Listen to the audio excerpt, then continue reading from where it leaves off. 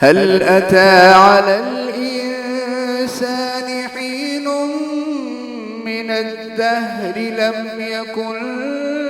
شيئا مذكورا إنا خلقنا الإنسان من نطفة أمشاج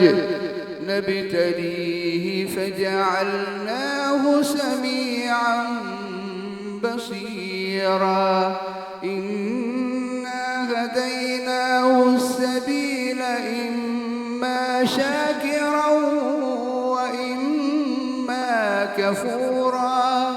إنا أعتدنا للكافرين